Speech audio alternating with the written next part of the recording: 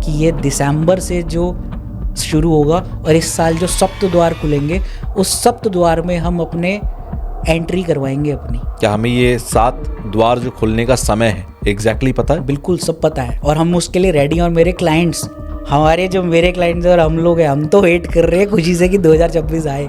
एक बार फिर से आप हमारे दर्शकों को बताइए कि ये डार्क एस्ट्रोलॉजी क्या है। नॉर्मल एस्ट्रोलॉजी सिर्फ एक ही बात करती है कि 2026 मेरा कैसा होगा, कुछ नहीं होगा अनटिल अनलेस आपका चार्ट में वो चीज़ें या जो हिडन चीज़ें हैं उनको हम ठीक नहीं करेंगे तो आपका 26, 27, 28 वैसे के वैसे ही होता रहेगा। ठीक है, फिर ज्योतिष का फिर औचित्य क्या है, वजूद ही क्यों? हाँ, ज्योतिष सिर्फ एक अनुमान लगाता है। नॉर्मल एस्ट्रोलॉजी प्रेडिक्शन बेस्ड है, तंत्र एस्ट्रोलॉजी इस पर बेस्ड है। अभी क्या चल रहा है, क्या चाहिए तुमको। वैदिक एस्ट्रोलॉजी में रेमेडीज नहीं थी क्योंकि रेमेडीज होती ही नहीं है वैदिक एस्ट्रोलॉजी में। वहाँ पे क्या है, मंत्र, जप, तप और दान। मान लीजिए किसी ने कोई उपाय बताया इस तरीके का और उसने किया, उसको फायदा हो गया, तो फायदा उस उपाय की वजह से हुआ या कैसे हुआ? मैं उसकी सच्चाई बताता हूँ ना, तो वो सब मेरे पास हार के आते हैं कि हमने इतनी रेमेडीज कर ली, इतनी रेमेडीज कर ली, सब कुछ करके देख लिया, कुछ रिजल्ट नहीं आ रहा। मैं कहा आएगा भी नहीं कभी। मोबाइल न्यूमरोलॉजी, घर खरीदने जाओ उसकी न्यूमरोलॉजी, या गाड़ी खरीदने जाओ उसके नंबर, तो ये सब एक कमर्शलाइजेशन है। तो नंबर तो हर जगह है, नंबर इज नथिंग। 8 नंबर को यूं ही खराब कर दिया, 7 नंबर को केतु के साथ जोड़ के उसकी वाट लगा दी। 7 नंबर इज दी कार्मिक नंबर जो इतना स्ट्रॉन्ग है, जो आपकी मनी के फ्लो को ना तो 4 गुना बढ़ा सकता है। कभी किसी ने सोचा उस बारे में? स्टॉक ट्रेडर आया, अब वो कह रहा है कि मैं सर 1 करोड़ का प्रॉफिट करके बैठा हूँ, पागल की तरह ट्रेड मारी जा रहा हूँ, ओवर ट्रेडिंग कर रहा हूँ, और मैंने वो 1 करोड़ के प्रॉफिट को लाके 10 लाख पर ले आया। मेरा ये रिएक्शन बहुत ज़्यादा तेज हो जाता है। अब ये कोई मजा नहीं है।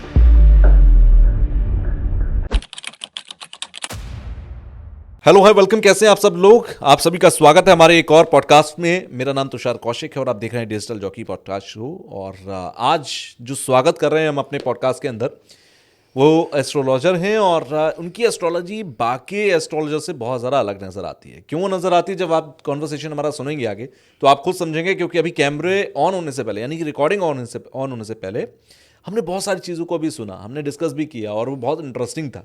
तो मैं डायरेक्ट आपको उनसे मिलवाता हूँ। उनका नाम है विशाल अरोड़ा जी। तो सबसे पहले आपका स्वागत है सर। धन्यवाद जी राहुल।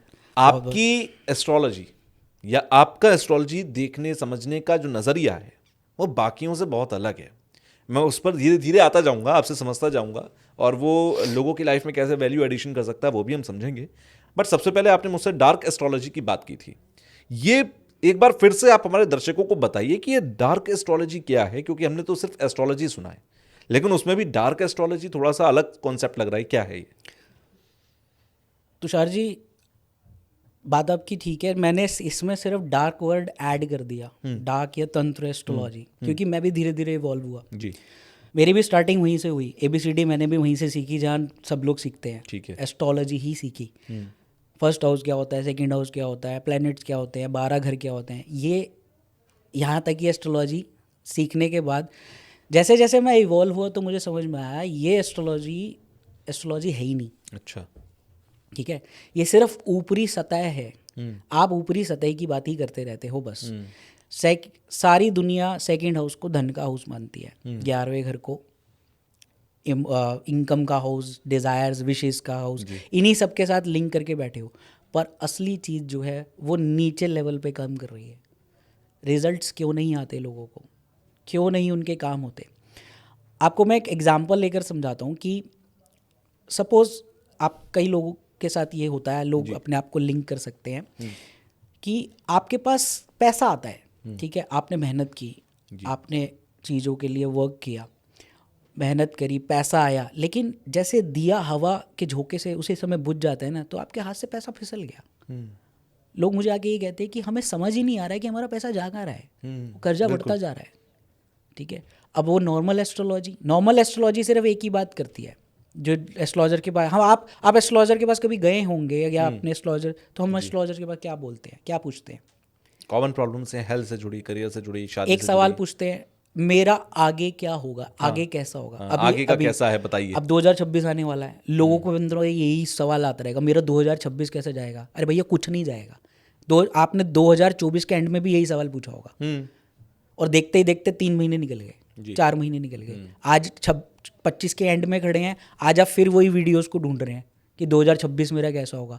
कुछ नहीं होगा अनटिल अनलेस आपका चार्ट में वो चीज़ें या जो हिडन चीज़ें हैं उनको हम ठीक नहीं करेंगे, तो आपका 26, 27, 28 वैसे का वैसे ही होता रहेगा। अच्छा, मतलब आप ये कह रहे हैं कि जितने भी पॉडकास्ट हो रहे हैं, चाहे वो मैंने भी किए, कि 2026 की भविष्यवाणियां ये हैं या 2026 में ये होगा, मेष राशि के लिए वैसा रहेगा, मीन राशि के लिए वैसा रहेगा, आप कह रहे हैं ये सब कुछ नहीं होगा। आप अपना टाइम वेस्ट कर रहे हो, करते हो एंटरटेनमेंट के लिए, देखो बाकी ये सब उसमें सच साबित क्यों नहीं हो सकता? अच्छा, क्या कमी है, क्या लिमिटेशन? कमी या प्रॉब्लम है, क्योंकि आप जो चीज़ देख रहे हो वो एक सब्टल लेवल पे बातें हैं, मुंडेन एस्ट्रोलॉजी की बातें हैं। मुंडेन एस्ट्रोलॉजी क्या है?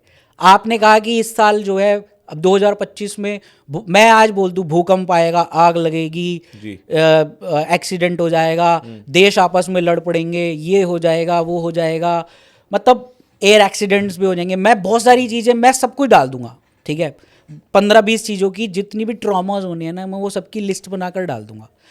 अब कहीं इतना बड़ा मुल्क है, इतने बड़े कंट्रीज़ हैं, इतने देश हैं, कहीं ना कहीं कुछ तो होगा।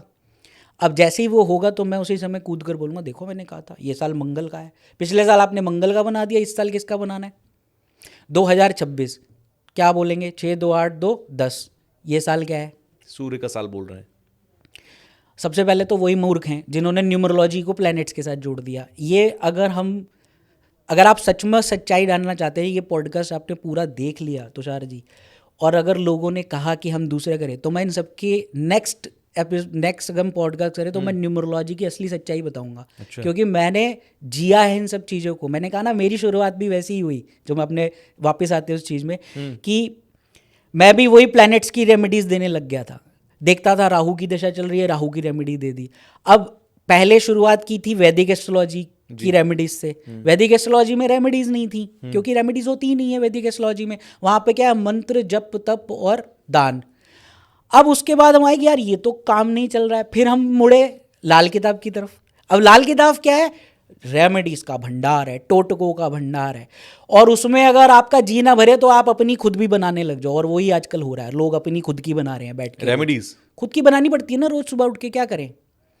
अब आपने क्यों बनाएंगे लेकिन, जब इतनी सारी कंटेंट कहाँ से लाएंगे ना? अब आपने 2 पॉडकास्ट कर ली, 3 कर लिया, आपने रोज अपने इंस्टाग्राम पे डालना है, तो आपने आज मिर्च का इस्तेमाल कर लिया, अब कल क्या करेंगे? तो आपको मनगढ़ंत कुछ तो प्लैनेट्स के साथ जोड़ना है ना। अब जो लाल चीज़ दिखी उसको मंगल बोल दो, तो टमाटर भी लाल है। अब उसमें खटास आ गई तो केतु को खटास बोल दिया, तो मंगल और केतु का कॉम्बिनेशन हो गया। अब इस मंगल और केतु के कॉम्बिनेशन को कैसे बिठाएं, लेकिन नई रेमेडी के साथ, तो वो करना पड़ेगा। क्या करें? मैन मेड रेमेडी किसी ऋषि ने लिखी, किसी देवता ने लिखी, किसी राम जी ने कहीं नहीं कहीं। ये रेमेडीज हम खुद ही बनाए जा रहे हैं रोज। फिर लोग जो कहते हैं कि अरे मैंने तो किया था वो खट्टा, जैसे अभी आपने टमाटर का उदाहरण लिया कि भाई टमाटर लाल है तो मंगल हो गया, खट्टा हो गया तो केतु हो गया, मंगल केतु मिला के आपने उपाय कर दिया। लोग कहते हैं अरे मैंने किया था, कुछ लोग कहते हैं, मैं सबकी बात नहीं कर रहा, मान लीजिए किसी ने कोई उपाय बताया इस तरीके का और उसने किया, उसको फायदा हो गया, तो वो फायदा उस उपाय की वजह से हुआ या कैसे हुआ? मैं उसकी सच्चाई बताता हूँ ना। मैक्सिमम लोग तो मेरे पास जितने भी आते हैं, आप रिकॉर्ड पे बोल रहा हूँ जी, इतने क्लाइंट्स मैं देखता हूँ और इतने हैं, वो सब मेरे पास हार के आते हैं कि हमने इतनी रेमेडीज़ कर ली, इतनी रेमेडीज़ कर ली, सब कुछ करके देख लिया, कुछ रिजल्ट नहीं आ रहा। मैं कहा आएगा भी नहीं कभी, और कर लो अगले 10 जन्म तक भी। और जो लोग कहते हैं उन्हें आराम आया, वो आराम नहीं आ रहा होता, वो आपका एक साइकोलॉजिकल हेलुसिनेशन है। कैसे? आप किसी के पास गए, उसने आपको कुछ रेमेडी बताई जी, वो आपने 43 दिन 11 दिन यही होता है हमारा, 7 हफ्ते करो, 43 दिन करो, उसने करी। उसका एक माइन्यूट सी चीज़ हिलेगी ना, तो उसे एक एहसास होता है अंदर से कि यार ये करने से मेरा ठीक हो गया। मैं आपको न्यूमरोलॉजी की कहानी बता रहा हूँ। कितने लोग आते हैं, वो कहते हैं उनके नाम चेंज है। मैं बड़ी जिज्ञासावश उनसे पूछता हूँ, सर आपने अपनी ये नाम की ऐसी तैसी जो करवाई है, SSSSAN JJ आपका नाम प्रीति है, आपने प्रीति ती कर लिया, पहले मुझे आप ये बताओ, मेरे से बात करना, आपका इससे क्या हुआ? सर हुआ तो कुछ नहीं, हाँ बट थोड़ा सा ना, जब मैंने नाम चेंज किया था तो मेरा ना ये चीज़ ठीक हुई। मैंने कहा वो मुझे टाइम पीरियड बताइए जब आपकी ये चीज़ ठीक हुई, क्योंकि research is very important. How that person got the result? उस समय जब उसने ये नाम चेंज करवाया तो उसकी उस प्लैनेट की दशा एक्टिव हुई थी प्रत्यंतर में, जो उसका पॉजिटिव प्लैनेट है और जो ना भूत ग्रह है, और वो उसकी कार्मिक वायरिंग बड़ी स्ट्रॉन्ग है, ठीक है, वो किसी ऐसे व्यक्ति के पास गया कि उसने उसका नाम चेंज करवा दिया। अब उसको प्रकृति ने कोई चीज़ हिलवानी थी, वो हिली। अब वो उस प्लैनेट की दशा का फर्क है। मैंने कहा अगर अगर अगर आपके नाम चेंज, फिर तो आपको पास मेरे पास आने की जरूरत ही नहीं। अब आपने नाम चेंज कर लिया, अब तो बहुत बढ़िया होना सब चाहिए, अच्छा होना चाहिए। कह रही है सर उसके बाद तो कुछ हुआ ही नहीं।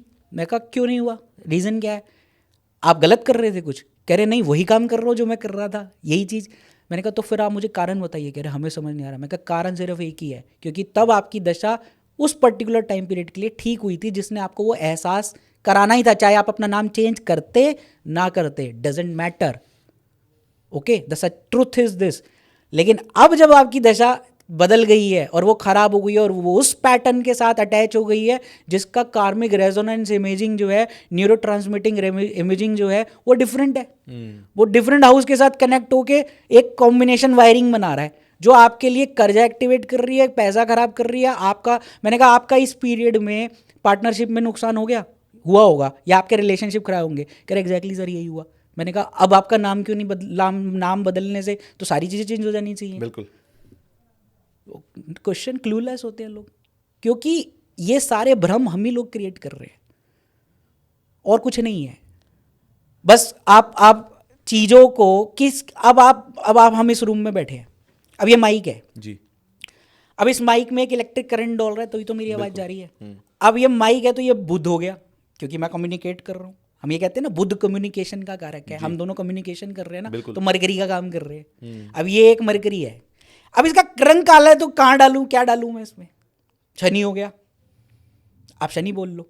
अब इसमें क्योंकि एक इलेक्ट्रिक करंट जा रहा है तो इलेक्ट्रिक करंट हम राहु बोलते हैं, तो ये क्या हो गया? शनि बुध राहु। अब ये तो एक डेंजरस कॉम्बिनेशन हो गई, ये तो एक्सप्लोड हो जाना चाहिए मेरे सामने।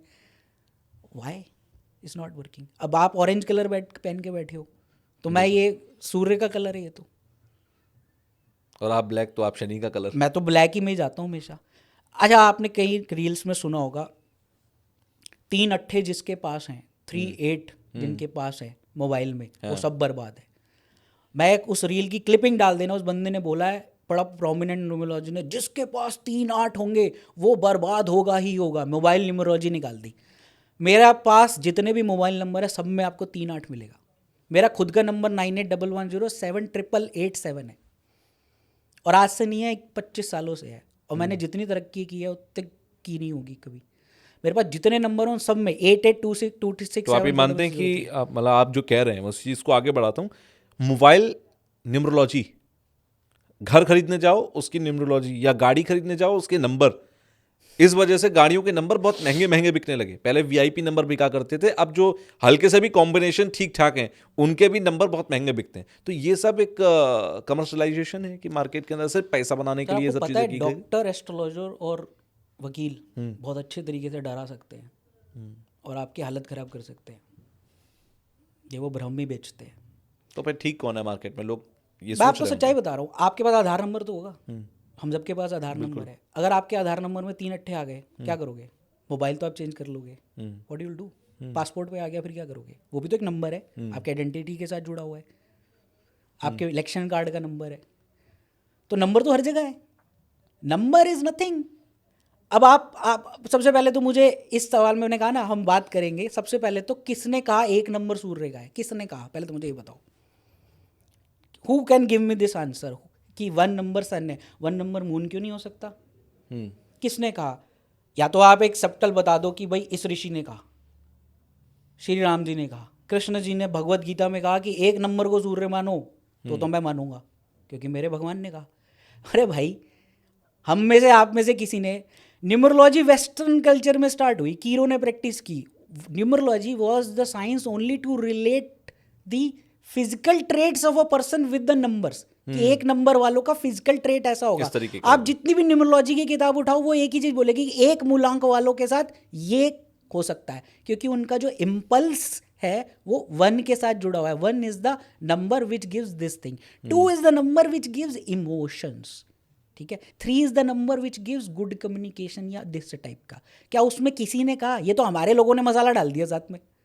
3 नंबर बुध, 4 नंबर को वेल्ला ही बर्बाद कर दिया राहु के साथ जुड़ के। भाई क्यों 4 नंबर का, मतलब 4 नंबर की तो डेस्टिनी खराब कर दी, 8 नंबर को यूं ही खराब कर दिया, 7 नंबर को केतु के साथ जुड़ के उसकी वाट लगा दी, जबकि 7 सबसे बड़ा कार्मिक नंबर है। इस साल 2026 मैं अपने क्लाइंट्स की किस्मत पलट सकता हूँ। 7 द्वार खुलेंगे सप्तऋषि के। आपको पता है हमारी ये क्या मैक्सिमम, मतलब है? मैं समझा नहीं ये बात।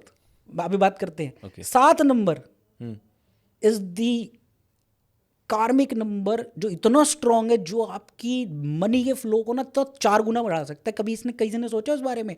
क्यों हमारे फेरे साथ है, क्यों हमारे दिन साथ है, क्यों हमारे ऋषि साथ है, क्यों हमारे आयुर्वेद में हमारे जो सप्त लॉ हैं साथ ही तो हैं हमारे, वीर्य से लेकर सब चीजें वो भी साथ है। व्हाई एवरीथिंग इज शरीर के चक्र भी साथ है। तो जिन्होंने प्रकृति बनाई, जिन्होंने संसार बनाया, तो 7 को क्यों जोड़ा इतने नंबरों से? जी। तो आपने तो उसकी थ्योरी ही खराब कर दी केतु के साथ जुड़ के, और केतु कोई खराब थोड़ा ना होता है। तो सर बात को कहना मैं ये चाहता हूँ कि लोगों को समझना है कि एस्ट्रोलॉजी और तंत्र एस्ट्रोलॉजी या डार्क एस्ट्रोलॉजी का जो हम डिफरेंस की बात कर रहे थे, वो मैंने आपको इतने एग्जांपल्स के साथ दे दिया। एस्ट्रोलॉजी जो है, अब हम बात करते हैं डार्क एस्ट्रोलॉजी और तंत्र, मेरी एस्ट्रोलॉजी में क्या फ़र्क है। नॉर्मल एस्ट्रोलॉजी प्रिडिक्शन बेस्ड होती है। प्रिडिक्शन करी, प्रिडिक्शन का मतलब क्या होता है, हिंदी टर्म क्या है प्रिडिक्शन का? अनुमान। अनुमान, भविष्यवाणी, हम एक, जिनको हम मानते हैं कि भाई ये हो सकता है। हम भविष्यवाणी कर ही नहीं सकते क्योंकि हम ब्रह्मा है ही नहीं। सिर्फ ब्रह्मदेव कर सकते हैं जिन्होंने लिखा है। ठीक है, फिर ज्योतिष का फिर औचित्य क्या है, वजूद ही क्यों? हाँ, ज्योतिष सिर्फ एक अनुमान लगाता है कैलकुलेशन करके कि आप देखोगे एस्ट्रोलॉजर क्या बोलते हैं, किस तरह से बोलते हैं। लोग कहते हैं, क्वेश्चन पूछते हैं कि मेरी शादी कब होगी, है ना? यही क्वेश्चन है ना नॉर्मल लोगों के, मेरी शादी कब होगी। अब ज्योतिष देखता है 7th हाउस कब एक्टिवेट हो रहा है, क्योंकि सप्तम भाव क्या है, शादी का। अब वो कनेक्ट करता है कि सप्तम भाव की दशा आ रही है या सप्तम भाव के लॉर्ड की दशा आ रही है। थोड़े से और शाणे होते हैं ज्योतिष, वो जाते हैं नवांश देखते हैं कि नवांश के सप्तम भाव की दशा आ रही है तो इसमें भी शादी हो सकती है। अब अगर सप्तम भाव में बैठे हुए ग्रह जो हैं, ज्योतिष कहता है उनकी दशा में भी शादी हो सकती है। अब आप देखो ज्योतिष ने कितने सारे प्रेडिक्शंस कर दिए भाई। 7th लॉर्ड का स्वामी जहाँ बैठा है वो भी हो गया, 7th लॉर्ड के नक्षत्र में भी शादी हो जाएगी, नवांश में बैठे प्लैनेट्स की भी शादी हो जाएगी। तो आपकी शादी तो 12वें महीने कभी भी हो सकती है टेक्निकली। हाँ, कई बार तो ये भी कहते हैं कि ये अगले 6 महीने में शादी हुई तो आएगी, नहीं तो फिर 3 साल बाद ये होगा। अब आप देखो, यही तो हमारी कहानी है। हम कैसे ऐसे और कैसे करेंगे हम प्रिडिक्शन? बेवकूफ़ बनाना कैसे है? अब मैं आपका भी शादी कब होगी, 6 महीने बाद आ रही है इसकी सप्तम भाव की दशा, 6 महीने बाद हो जाएगी आपकी शादी, योग खुल रहे 6 महीने बाद हो जाएगी। अब वो बंदा बेचारा 6 महीने वेट करता है, 8 जब उनको टाइम निकल जाता है फिर वो ज्योतिष की बात वो कहता है बस अगले साल होगी आपकी ज्योतिष, अगले साल शादी हो जाएगी। अब वो भी समय निकल गया, अरे अब नहीं होगी तो 2 साल बाद होगी। अब जैसे ही वो टाइम पीरियड निकलेगा, अब शादी होगी कभी ना कभी तो होगी, वो होगी, वो हुई, तो उसने कहा देखो मैंने कहा था ना, यही है। और मेरे से लोग पूछते हैं तो मैं कहता हूँ कट ऑफ, मुझे नहीं पता कब होगी। नॉर्मल एस्ट्रोलॉजी प्रिडिक्शन बेस्ड है, तंत्र एस्ट्रोलॉजी इस पर बेस्ड है। अभी क्या चल रहा है, क्या चाहिए तुमको, what do you want, you want money, you want marriage, how to rewire the things. अरे प्लैनेट्स तो एक्टिव हैं हमेशा, प्लैनेट डाउन डेड थोड़ा हो जाते हैं, प्लैनेट तो एक्टिव हैं। बस वो आपसे कुछ कार्मिक बॉन्डिंग्स या उन चीज़ों की वायरिंग को काटने को बोल रहे हैं तो वो एलो कर देते हैं उसी समय। मतलब आप ये कह रहे हैं कि आपकी जो एस्ट्रोलॉजी है, जो आप तंत्र डार्क एस्ट्रोलॉजी जिसे कहते हैं, वो ये करता है जैसे मैं आपके पास आया, मैंने आपसे कहा कि मेरा बिजनेस अच्छा नहीं चल रहा, ये कैसे अच्छा चलेगा, देन आप उसका एक सोल्यूशन बताओगे कि इसके वायरिंग ऐसे जोड़नी है कि आपका बिजनेस अच्छा गॉट चले। इट सर, बस निकल गया ये है कहानी। मैं प्रिडिक्शन, मेरे से कोई पूछता ना मेरा अगले साल कैसे जाएगा, मैं कहा भाई मुझे नहीं पता ना। आप प्रिडिक्शन नहीं करते, आप सोल्यूशन देने की बात कर रहे हो। प्रिडिक्शन कुछ होती ही नहीं है सर, प्रिडिक्शन तो अनुमान है। मैं तो अनुमान लगा रहा हूँ, मैं आपको बता दूंगा आपका 3 साल बाद बिजनेस ठीक होगा या 4 साल बाद ठीक होगा। आपके बच्चे की फीस जानी है जी, और आप क्राइसिस में हो, 4 साल बाद कहूँ मैं जाके पैसा आएगा, is this a solution? Not, आपके पेट में दर्द हो रहा है, डॉक्टर कहेगा 4 महीने बाद आना, बिल्कुल नहीं। यू नीड अ सोल्यूशन ना सर।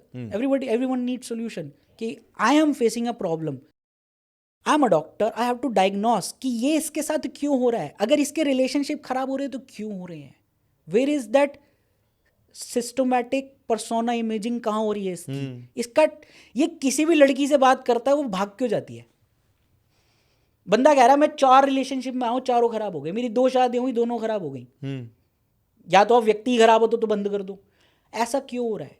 क्योंकि उसका जो पैटर्न है जी, जो उसका रेजोनेंस इमेजिंग है, उसका जो भूत ग्रह है, वो उसके साथ पूर्व जन्म से ancestral encoding, family pattern repeating की मैं जो आपको बात कर रहा हूँ, वो चल रहा है उसके साथ। अब उसमें ना मंगल की दशा, ना राहु की दशा, ना शनि की दशा, इट इज डिस्कार्डेड। उसका प्रॉब्लम ये है कि जो उसका सप्तम भाव का स्वामी है जी और जो उसके सप्तम भाव के लॉर्ड का स्वामी है, जो नक्षत्र लॉर्ड, सबसे इंपॉर्टेंट एस्ट्रोलॉजी है नक्षत्र एस्ट्रोलॉजी, जो रियल एस्ट्रोलॉजी है। ऊपर की एस्ट्रोलॉजी तो हम तो जरूर ऊपर की लेयर को ही देखते रहते हैं।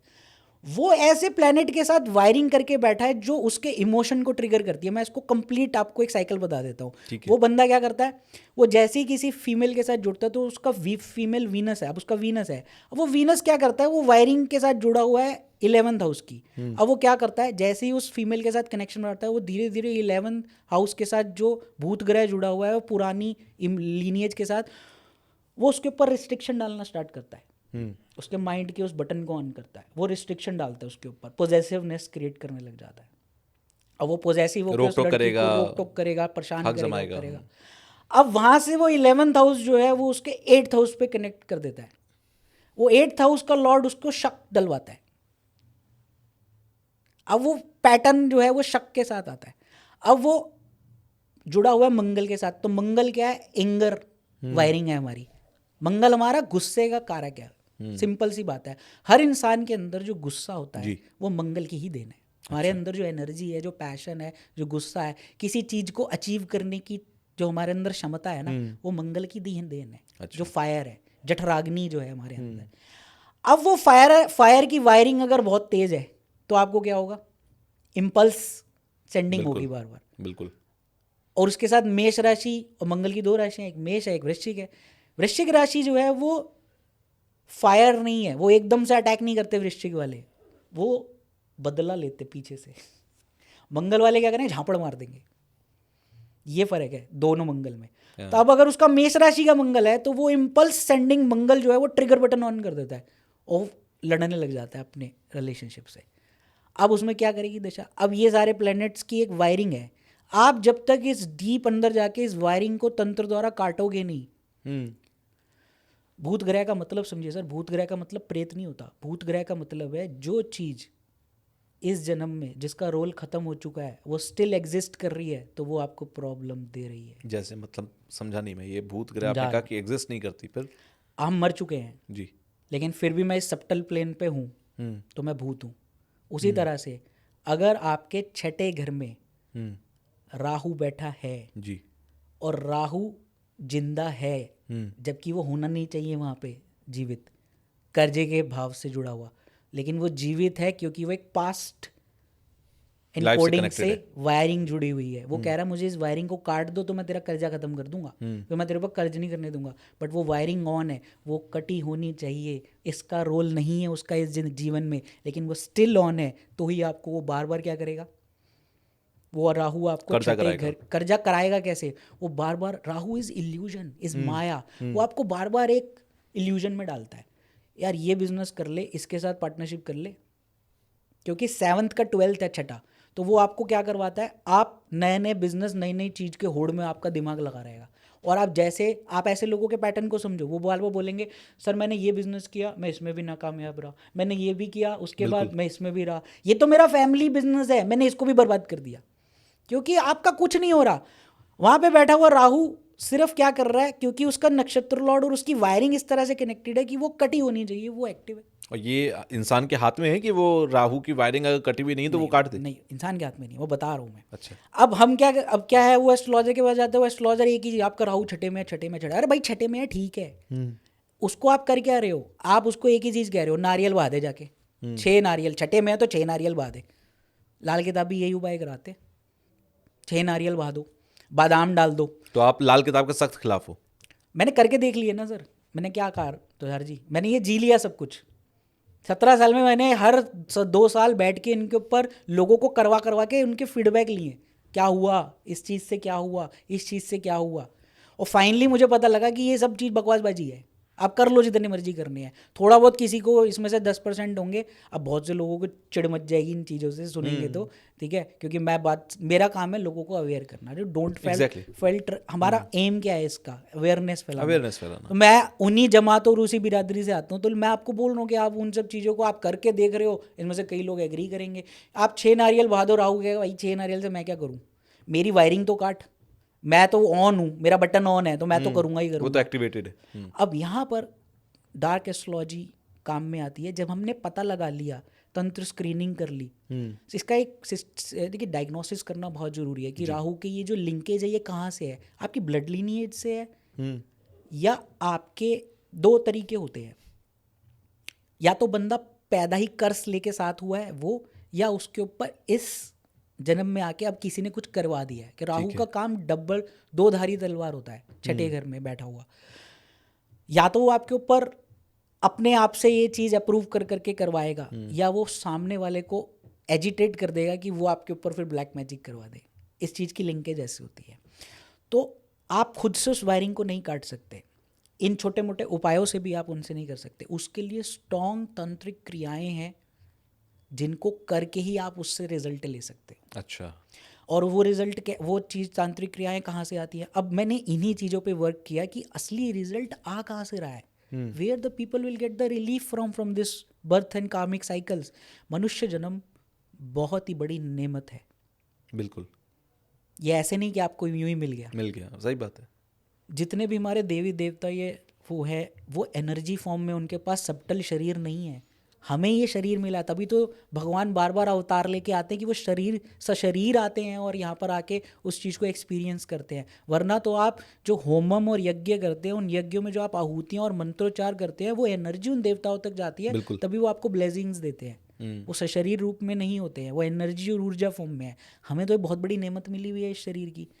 अब जब आप इस मनुष्य योनि में आए हो तो आप सबका हमारा एक कार्मिक बंधन है हर किसी के साथ। बिल्कुल। अब उसको हम काटने के लिए कुछ तरीके बताए गए हैं, कुछ चीज़ें बताई गई हैं। वो चीज़ें हम जब तक नहीं करेंगे डीप रूट में जाके, इनकी डाइटीज़ होती हैं जी, नक्षत्र लॉर्ड के साथ जुड़ी हुई डाइटीज़ हैं, उनके एसोसिएटेड एनिमल्स हैं, बिल्कुल, उनके एसोसिएटेड तत्व हैं। फायर का है, अर्थ का है, एयर का है, वाटर का है। जब आप ये सब चीज़ों को जानते हो तो उन तांत्रिक क्रियाओं द्वारा उनको उसमें समाया जाता है। उससे उन चीज़ों को आहुतियाँ देके उनकी डाइटी को सामने बिठा के डाइटी के द्वारा काम कराया जाता है। सर देखो तुषार जी, सिंपल सी बात है, आप मुझे परेशान कर रहे हो, समझते हैं आप राहु हैं, आप मुझे परेशान कर रहे हैं, ठीक है। अब आप गैंगस्टर हो, आप परेशान कर रहे हो, मैं आपके पास जाऊंगा, मेरे पास पावर नहीं है, तो आप मेरी बात सुनोगे? बिल्कुल नहीं। मैं आपके पास जाके हाथ जोड़ के आपके मंत्रों का जाप करने लग जाऊं तो आपके अंदर और ताकत आ जाएगी? बिल्कुल। अब अगर आप राहु के मंत्रों का, यही प्रॉब्लम आप लोग करते हो, राहु के मंत्रों का लोग जाप करने लग जाते हैं, राहु और पावरफुल हो जाते हैं। लेकिन आपका एक गॉडफादर है, मतलब आपके ऊपर कुछ है, मैं उसको जानता हूँ, ठीक है। मैं उनके पास गया और मैंने उनको बोला कि यार तुषार मुझे परेशान कर रहा है। उन्होंने एक फ़ोन मिला दिया, या मैंने उनको प्लीज़ किया, उन्होंने आपको बोला, तो आप अब मेरे को परेशान करोगे? सुनना पड़ेगा। वो मूवी थी ना अनिल कपूर की, जिसमें वो परेश रावल भी था, तो वो परेश रावल के पास जाता है, शेट्टी के पास, मजनू भाई मुझे तंग कर रहे हैं, तो वेलकम। तो मजनू भाई को जब वहां से बोला है तो मजनू भाई कहते अरे ये तो आपको पहले बताना चाहिए था ना, आपको माई बाप है, हम तो कुछ कहते ही नहीं। तो सिमिलर कहानी प्लैनेट्स के साथ भी है। प्लैनेट्स की हर आप उनकी तंत्र डाइटीज़ हैं जो कि हमको मालूम ही नहीं है। वो चीज़ों को जब हम इन्वोक करते हैं ना, तो वो चीज़ें जो है आपको आके आपको उसी समय डाउन करके आपकी सारी वायरिंग को कट कर देते हैं, फिर आपको परेशान करना बंद कर सकते हैं। लेकिन अगर आप यही सब हरकतें करते रहो, 4 नारियल, 4 सुपारी, 4 लौंग, तो कुछ नहीं होना। तो ये क्या वन टाइम सोल्यूशन होता है या ये फिर आपको लगातार करते रहना पड़ेगा? नहीं, वन टाइम सोल्यूशंस होते हैं। मतलब आपने एक ग्राहक की वायरिंग काटने के लिए, जैसे सपोज अभी आप राहु के एग्जांपल दे रहे थे, राहु की वायरिंग काटने के लिए आपने एक बार डाइटी की पूजा की और सारी चीज़ें करी, राहु का आपने वायरिंग को कट कर दिया, अब वो लाइफ टाइम कट रहेगा? अब वो आपका इस पर्टिकुलर दशा पीरियड में तंग नहीं करेगा। ओके, ठीक है। देखिए हर चीज़ के साथ वो एक इन्वोकेशन होता है। बिल्कुल, ठीक है। अभी के लिए आपके टाइम पीरियड के लिए जो सारी रिक्वायरमेंट्स थी वो हमने उनकी फुलफिल कर दी। ठीक है। आपको एक पर्टिकुलर रिक्वायरमेंट है ना कि भाई मैं तुझे तंग तब नहीं करूंगा जब तू ये मेरी लिस्ट को पूरा कर देगा। बिल्कुल, मैंने उस लिस्ट के सारे टिक मार्क कर दिए, अब वो मुझे तंग नहीं करेंगे। मेरा पीरियड निकल गया, मैं फ्लरिश भी कर गया, ग्रो भी कर गया। अब मेरी दशा बदलेगी, दशा बदलेगी तो कोई और प्लेनेट एक्टिवेट होगा, कोई और कार्मिक चीज़ें। यही तो हो रहा है हमारे साथ। और होता क्या है, कुछ साल बहुत अच्छे बीत जाते हैं, बिल्कुल, कुछ साल इतने बर्बाद होते हैं या कुछ पीरियड इतना खराब होता है कि हमारा जीना दुभर हो जाता है। हमें सांस लेने की भी इजाजत नहीं दे रहे होते प्लेनेट।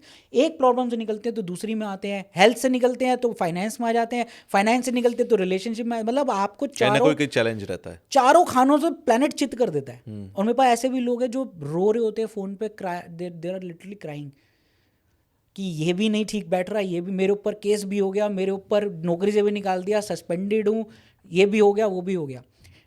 ट्रेडर्स की बात मैं कर रहा हूँ। मैं आपको अभी रिसेंट एक एग्जांपल देता हूँ। मेरे पास एक स्टॉक ट्रेडर आया, अब वो कह रहा है कि मैं सर 1 करोड़ का प्रॉफिट करके बैठा हूँ, पर पता नहीं अचानक मेरे को क्या दिमाग में सूझा, जबकि मैं बहुत अच्छी स्ट्रैटेजी है, मैं दुनिया को पढ़ाता हूँ, बड़े बड़े स्टॉक ट्रेडर्स मेरे साथ कंसल्ट करते हैं, यार मैं दुनिया को पढ़ाता हूँ, मैं दुनिया की स्ट्रैटेजी देता हूँ। मैं कह रहा हूँ तो भाई तेरे को तू अपनी स्ट्रैटेजी अपने पे नहीं लगा पा रहा। कह रहा सर मुझे समझ ही नहीं आ रहा कि मैं 1 करोड़ का प्रॉफिट करके बैठा हूँ, लेकिन मैं लिटरली मैंने उसके बाद मेरा दिमाग ऐसा घूमा है, मैं पागल की तरह ट्रेड मारी जा रहा हूँ, ओवर ट्रेडिंग कर रहा हूँ, और मैंने वो 1 करोड़ के प्रॉफिट को लाके 10 लाख पर ले आया, 90 लाख का लॉस कर दिया मैंने। ये मैं सच्चाई बोल रहा हूँ, मैंने अभी फैक्ट है, मेरे क्लाइंट बोल रहे हैं। अब मैं उसकी बात को समझ रहा हूँ, मैं उसको बेकार की बात बोलूँ कि तेरी तो राहु की दशा चल रही है तो ऐसा हो रहा है। अरे भाई वो कह रहा मेरा पैटर्न ये है। तो जब वो बोल रहा था तो मैं उसको बोला अच्छा मैं आप क्या करते हो, अब आपका साथ होता क्या है जब आप ये सब करते हो? तो उसने मुझे जो पैटर्न बताया वो पैटर्न उसका, अब वो ट्रेडिंग कर रहा है तो 5th हाउस उसका इन्वॉल्व था जी। अब वो 5th हाउस को मैंने जब वो बोल रहा था तो मैंने वायरिंग देखी तुरंत नीचे से, तो वो कनेक्ट हो रही थी 2nd हाउस के साथ। 2nd हाउस उसका पैसा ला कर दे रहा था, लेकिन वो इम्पल्स जो था उसका आ रहा था डिसीजन मेकिंग का, वो कनेक्टेड था उसके राहु और सैटर्न के साथ। भूत ग्रह सिर्फ 4 ही बनते हैं सबसे ज़्यादा, राहु, केतु, शनि और मंगल। अच्छा, ये 4 ही हैं, बाकी सारे प्लैनेट इनके एक्शन पे रिएक्शन करते हैं। अब उसका वो ऐसा पैटर्न जो है ना बना हुआ है, और आप जानते हैं वो क्या, उसको उसके साथ सिंपल मैंने बोली, मैंने कहा अच्छा आपका ये पैटर्न जो है सिर्फ स्पेशल कुछ तिथियों पे होता है, मतलब आपने कभी नोट किया? तो उसने मुझे रिटर्न में जवाब दिया कि सर अमावस्या, पूर्णिमा और कुछ स्पेशल तिथिस पे, अष्टमी जैसे। मेरा ये रिएक्शन बहुत ज़्यादा तेज़ हो जाता है। अब ये कोई मजाक, आप देखो कितना क्लियर पैटर्न से हम बात कर रहे हैं। अब ये कोई टमाटर का उपाय नहीं है, ये कोई नॉर्मल चीज़ नहीं है। You have to understand why this is happening.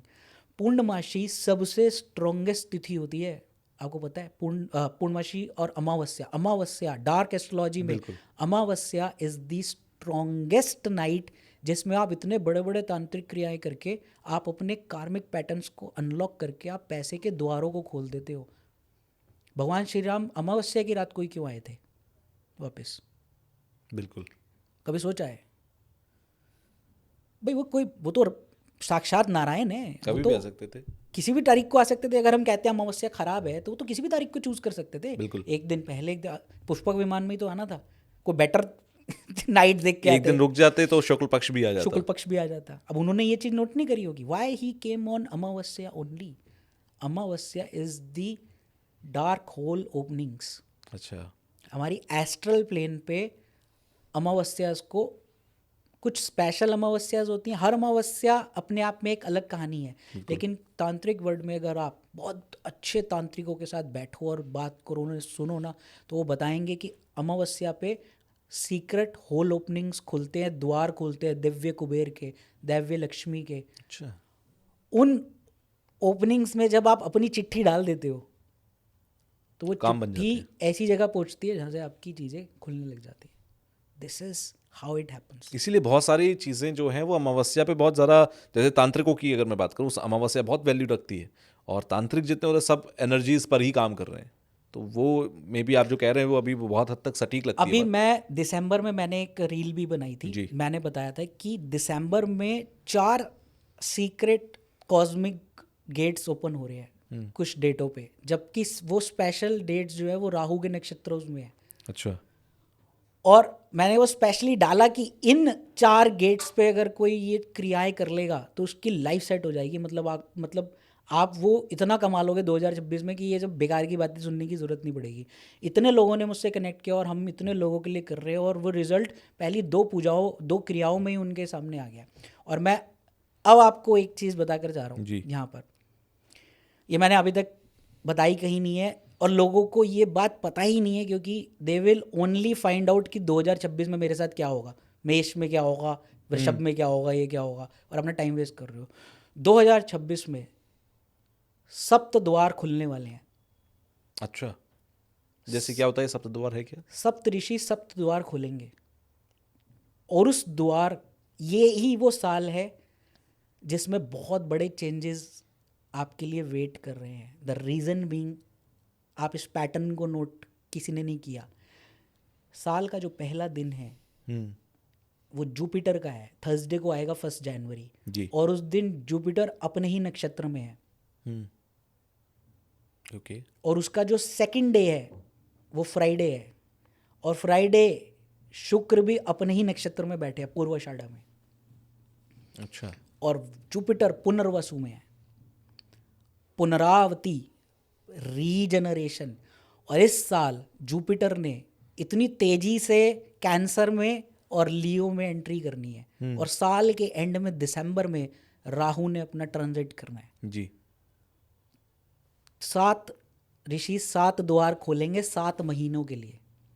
हमारे पास 7 मौके होंगे इस साल, और हम इस चीज़ का तांत्रिक, जो हमारी कम्युनिटी है, जो मेरे मेंटोर्स हैं बड़े बड़े, हम कितने सालों से वेट कर रहे थे कि ये दिसंबर से जो शुरू होगा, और इस साल जो सप्त द्वार खुलेंगे, उस सप्त द्वार में हम अपने एंट्री करवाएंगे अपनी, ताकि हमारे आगे के जितने साल हैं वो इतनी तेज़ी से खुले, प्रोस्पैरिटी, ग्रोथ, अबंडेंस, वो सारे गेट्स खुलेंगे। क्या हमें ये 7 द्वार जो खुलने का समय है एग्जैक्टली पता है? बिल्कुल सब पता है, और हम उसके लिए रेडी हैं। और मेरे क्लाइंट्स 100 क्लाइंट्स रेडी हैं हमारे, जो मैं कितने सालों से उन्हें बोल कर बैठा हूँ। मेरे साथ बहुत पुराने से लोग जुड़े हुए हैं, मेरे प्रीमियम हमारे क्लाइंट्स हैं, जिन्होंने सारी चीज़ें हमने करी हैं, और उन सबको पता है, और हम सब वेट कर रहे हैं। और जितने भी लोग ये डरा रहे हैं ना 2026 ये होगा, हमारे जो मेरे क्लाइंट्स हैं और हम लोग हैं, हम तो वेट कर रहे हैं खुशी से कि 2026 आए, हम उस 7 द्वारों में एंट्री डालें। क्या होता है 7 द्वार से हम कुछ भी पा सकते हैं या क्या चीज़ है ये? 7 द्वार 7 अलग अलग चीज़ों के लिए। अच्छा।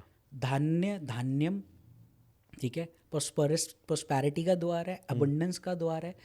एक द्वार खुलेगा जिसमें वो आपके कार्मिक नॉट्स को काटेगा।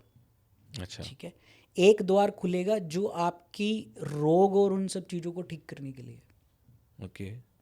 तो ये ऐसे सप्तऋषि सप्त द्वार को ओपन करेंगे थोड़े विंडो के लिए, क्योंकि इसमें एक्लिप्स भी आएगा। इस साल के जो एक्लिप्स है वो भी बहुत इंपॉर्टेंट है। हर एक्लिप्स, जितना भी जो चंद्र ग्रहण और सूर्य ग्रहण होता है, पूर्ण होता है, वो एक बहुत बड़ी अपॉर्चुनिटी का द्वार खोलता है। बिल्कुल। और जितने भी आप तांत्रिकों से बात करोगे वो वेट कर रहे होते हैं ग्रहण के समय का। बिल्कुल। कुछ नेगेटिव करने के लिए नहीं। आपने हमेशा, आपका दिमाग ना, हमारा दिमाग नेगेटिव की तरफ चलता है। हम कभी ये सोचते हैं कि deep esoteric sciences, in these deep esoteric sciences there are so many things, जो कि आप उन पर्टिकुलर टाइम्स में ना, आपने एक स्काईफाई मूवीज देखी होंगी कि टाइम मशीन या टाइम बॉम्ब, वो इस तरह से एक द्वार खुलता है और उसमें एंट्री कर जाते हैं। तो वो कॉस्मोस हमारे लिए कुछ ओपनिंग्स करता है।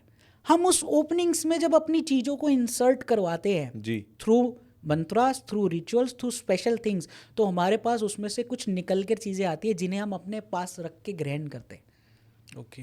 और उससे हमारी लाइफ चेंजिंग होगी। इसके अलावा आप सिर्फ और सिर्फ वही चीज़ भोगोगे जो आप भोग रहे हो। और जो 2026 में चूक जाएगा इन पोर्टल जो आपने बोला 7 द्वार खुलने का, उसे अगला मौका फिर कब मिलेगा? तो अभी इनर इंजीनियरिंग में अब हमने अभी ये 2026 जो है ये तो द्वार खोलेगा ही खोलेगा। अभी इससे पहले मैंने पॉडकास्ट में बताया था कि मैंने एक बुक लिखी, अघोर मानस संहिता। उसमें वो हिडन चीज़ें मैंने लिखी, सारी नोट डाउन करी, और मैं उसी बारे में बात करी, और लोगों ने इतना ज़बरदस्त रिस्पॉन्स दिया। कितने लोगों को मिलियनेयर बनाने का मुद्दा रखती है पूर्व जन्म का पैसा। कुबेर, दिव्य कुबेर और अघोर लक्ष्मी के द्वार जब हम खोलते हैं तो आपका पूर्व जन्म का पैसा जो वहाँ पे रखा हुआ है वो भी अनलॉक हो सकता है। Can you imagine this? मतलब पूर्व जन्म का पैसा भी इंसान, जैसे मान लीजिए किसी का पिछले जन्म में वो करोड़पति था, इस जन्म में वो गरीब है, तो वो पिछले जन्म के करोड़ों रुपए जो उसने कमा कर रखे थे वो ला सकता है इस जन्म में भी। अच्छा, आप ये कह रहे हो? तुषार जी, मेरी इस थ्योरी पे ना कितने बड़े बड़े लोगों ने, मतलब जो हाई रैंकिंग ऑफिसर्स से लेकर, उन्होंने मुझे फ़ोन करके एग्री किया कि we agree with your theory. मैं आपको ये बोल रहा हूँ, मैंने भी जब ये सुना और जब मैंने इसको एक्सपीरियंस किया तो I was like spell bound. हम हमेशा ये बात करते हैं कि तेरे साथ ये इसलिए हो रहा है क्योंकि तूने पूर्व जन्म में ये किया था। यही बात जनरल पे होती है ना कि तेरे पूर्व जन्म के कर्म खराब है। अरे भाई, तो मेरे पूर्व जन्म के अगर बुरे कर्म मेरे साथ आए हैं तो अच्छे भी तो आने चाहिए। बिल्कुल। अगर मैंने पूर्व जन्म में कुछ अच्छा किया है, मेरी अकाल मृत्यु हो गई, मेरे पास करोड़ों रुपया था, वो कहाँ गया? अब इस जन्म में मैं कमा रहा हूँ, मैंने इतना पैसा जोड़ लिया, ठीक है। अब सडनली मैं मर गया कल, तो मेरे ये पैसे को तो मैं भोग ही नहीं पाया। What will happen with this money? तो मैं यहाँ पर आपको जो थ्योरी बता रहा हूँ वो ये बता रहा हूँ कि ये जितना भी हमारा जो पूर्व जन्म का जमा पूंजी होती है, चाहे वो पैसा हो, चाहे वो प्रारब्ध हो, चाहे कर्मा बेस्ड थ्योरी हो, वो हमारा अनलॉक हो जाता है, एनकोड हो जाता है, लिख दिया जाता है कि इस व्यक्ति ने ये किया था। और वो पैसा, एक दो टाइप के कुबेर हैं, एक नॉर्मल कुबेर है जिनकी हम पूजा करते हैं जी, एक है अघोर कुबेर। जितना हमारा पूर्व जन्म का मनी होता है ना, वो उनके लॉकर में जाके, अच्छा, वॉल्ट्स में जाके बंद हो जाता है। वो आप ही का है, लेकिन वो कहते तू क्लेम नहीं करेगा तो मैं दूंगा कहाँ से? तूने तो मांगा ही नहीं। ओके। अब मैं इसकी सपोर्ट में हमेशा ये बोलता हूँ कि आपका पैसा, मान लीजिए आपका पीएफ का पैसा या आपका कितना पैसा है जो सरकारी खजाने में पड़ा हुआ है, गवर्नमेंट कहती है ना कि हमारे पास इतने लाख करोड़ एलआईसी का है जो कि अनक्लेम्ड पड़ा है। अनक्लेम्ड है। अब लोग उसे क्लेम नहीं कर रहे तो देंगे कैसे? वो रख के तो बैठे हैं। तो कहते हैं आप खाना पूर्ति करो, आप अपना पैसा ले जाओ। उसी तरह से वो अनक्लेम्ड मनी आपकी पड़ी है, अब वो आप क्लेम ही नहीं कर रहे हो तो वो देगा क्यों? अब आप इस जन्म में परेशान हो रहे हो, ठीक है, आप देखो तो सही, आपके पास पुराना खंगालो तो वहाँ पे भी तो पड़ा है, वहाँ से निकाल कर लाओ। लेकिन वो आएगा कैसे? वो ऐसे तो आएगा नहीं यूँ बैठे बैठे। उसके लिए स्ट्रॉन्ग साधना है। अच्छा।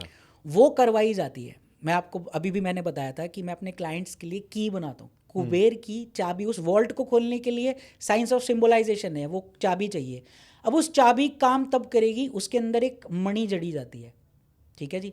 अब वो मणि कहाँ से निकलती है? आप ही के चार्ट में से, आप ही की कुंडली में वो जो राज छुपा हुआ है जहाँ पे वो अघोर कुबेर विराजमान है, ठीक है जी। अब वो अघोर कुबेर एक मणि में विराजमान है, हम उस मणि को आइडेंटिफाई कर लेते हैं, उस मणि को उस चाबी में जड़ा जाता है और साधना द्वारा अघोर कुबेर को उसमें बिठा दिया जाता है, क्योंकि वही उनकी सीट है, थ्रोन है।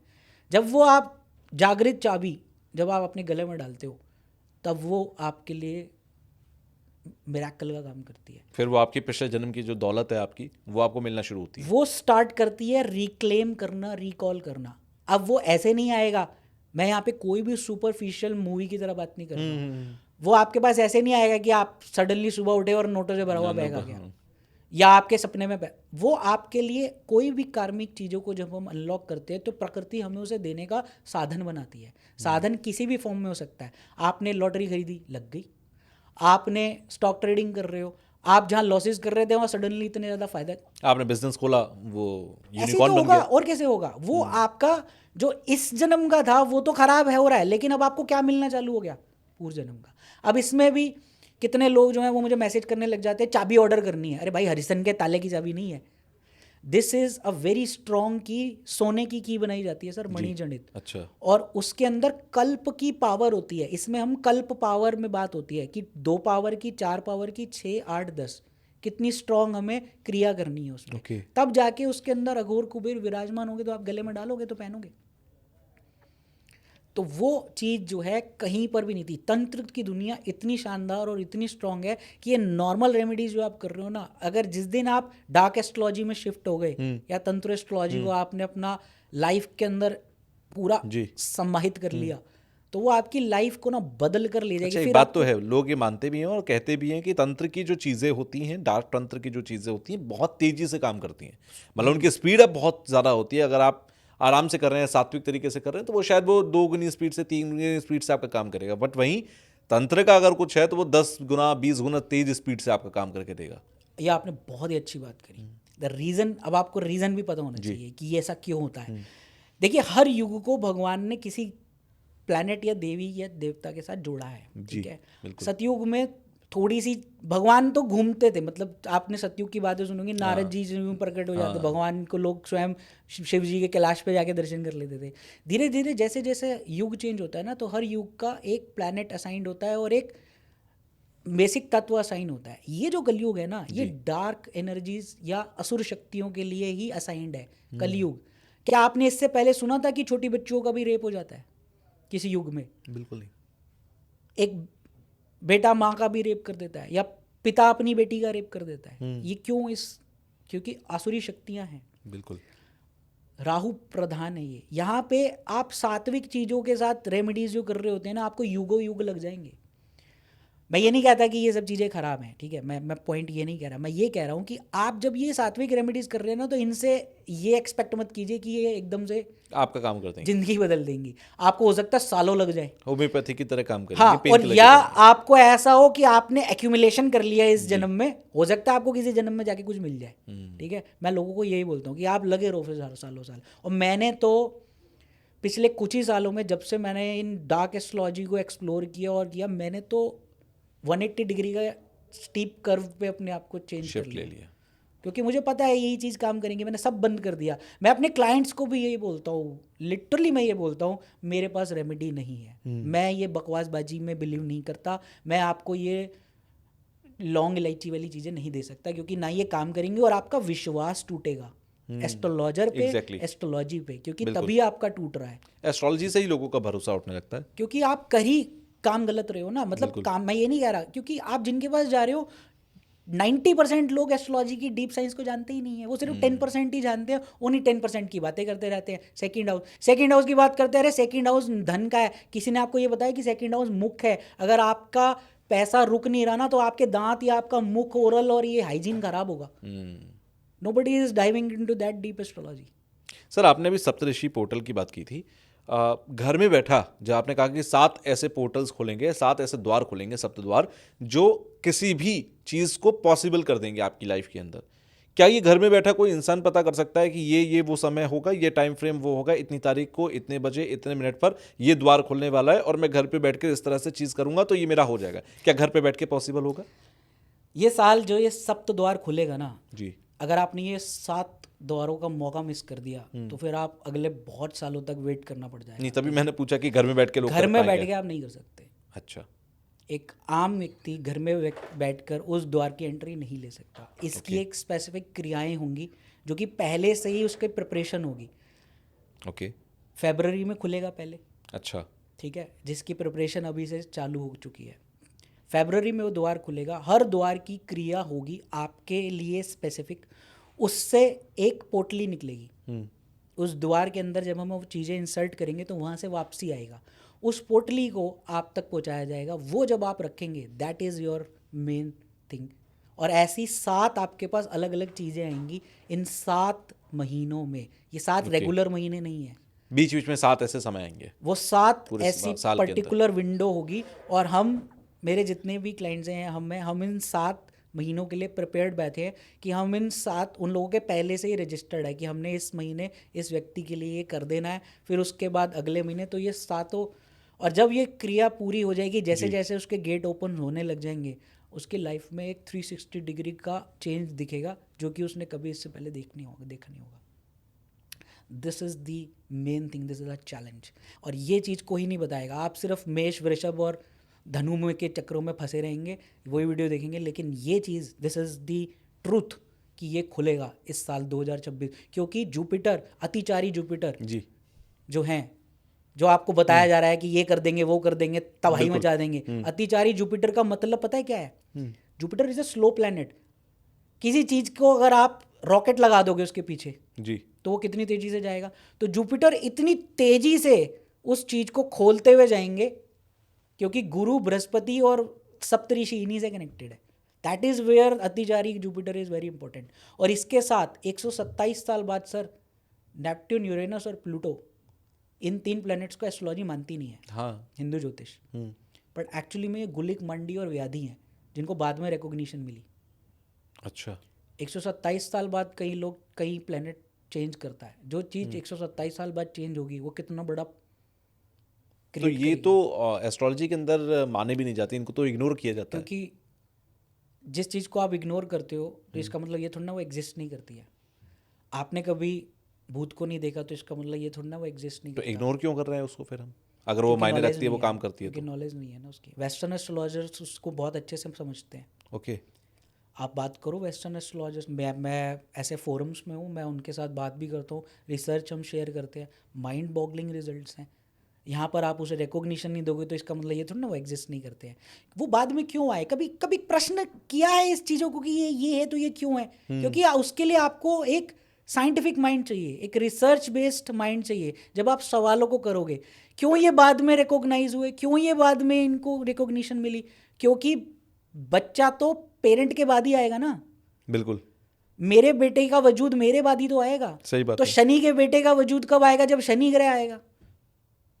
तो मांडी और गुलुक तो उन्हीं की वो है, तो वो तो बाद में वजूद में आएंगे ना, उनको बाद में रिकॉग्निशन मिली। और आप ये कह रहे हो कि 127 साल बाद ये चेंज करते हैं, ट्रांजिट कर रहे हैं। ट्रांजिट करते ही ऐसे हैं वो। Okay. वो आपके लिए बहुत बड़ा चेंज लाते हैं। आप उस चेंज के साथ अपने आप को अडेप्ट कर लोगे तो आपकी लाइफ बहुत डिफरेंट डिग्री पे पहुंच जाएगी। अब बहुत से लोग इसमें कमेंट करेंगे तो तू अंबानी क्यों नहीं बन गया? अरे भाई, अंबानी बनना गोल नहीं होता हर किसी का, हर चीज़ हजारों करोड़ों में नहीं होती। इसके एक बहुत बड़ा लॉजिक है कि आप कैसे अपनी चीज़ों को इम्प्रूव कर करके उस पाथ पर जाओगे। मैं जहाँ पहले था और आज हूँ, मैं अपनी नज़र में अपना अंबानी हूँ। मैंने जो चीज़ें अचीव करी हैं वो किसी को पता नहीं क्या करा है। तो so everybody has its own fortress. तो ये चीज़ बड़ी इंपॉर्टेंट है तंत्र की दुनिया की। यानी कि कुल मिलाकर एक बात तो बहुत क्लियर है कि 2026 आपने कहा कि ये बहुत इंपॉर्टेंट प्लेनेट ईयर होगा, क्योंकि जुपिटर एंड वीनस, आपने दोनों की बात की कि क्योंकि गुरुवार से शुरू हो रहा है साल, वो अपने नक्षत्र में है। सेकंड डे जो शुक्रवार होगा तो शुक्र जो ग्रह है वो भी अपने नक्षत्र में है। आपने एक बहुत बड़ी बात कही कि जो प्लूटो यूरेनस इनका हम जिक्र नहीं करते, ये भी इस साल ट्रांजिट कर रहे हैं। यानी कि 2026, और सबसे बड़ी बात सप्त द्वार वाली जो आपने बात कही, ये 2026 किसी की ज़िंदगी बदलने के लिए बहुत मायने रखता है। ये आपके वर्ड्स मैंने यहाँ पर नोट कर लिए हैं, मैं भी कोशिश करूँगा आपसे कनेक्ट रहूँ। वेल, एक लास्ट डिस्कशन मैं आपसे करना चाहता हूँ। आपने बीच में एक जगह पे कहा था कि न्यूमरोलॉजी को जिस तरीके से ग्रहों से जोड़ा गया, आजकल तो हम वैदिक न्यूमरोलॉजी भी सुनते हैं। आप ये कहते हैं कि ये जो न्यूमरोलॉजी है ये गलत है। बहुत सारी बुक्स आ चुकी है मार्केट में जो मोबाइल न्यूमरोलॉजी पर लिखी गई हैं। बहुत सारी बुक्स हैं जो न्यूमरोलॉजी के बारे में बताती हैं कि न्यूमरोलॉजी के बिना तो आपको घर से बाहर भी नहीं निकलना चाहिए, कि 11:11 पर घर से निकलोगे तो आपका काम पूरा हो जाएगा, या आपको बार बार 11:11, 22:22, 33:33 दिख रहा है तो ये आपकी लाइफ बदल। तो ये कुछ भी मायने नहीं रखता, सबको वॉश आउट कर देना चाहिए। बहुत सारी चीज़ें इंपॉर्टेंट आपने बीच में कवर कर ली। Okay. जिनको नकारा नहीं, उनको एक्सेप्ट। अब आपको नंबर का जो गेम है ना तुषार जी, ये स्पंदन शास्त्र है। अच्छा। ठीक है, इसको जो हम अपनी डेट ऑफ बर्थ के साथ हुक करके बैठे ना, सिर्फ मेरा क्वेश्चन यहाँ पे आ जाता है। मैं इसको क्वेश्चनेबल बना रहा हूँ। ओके।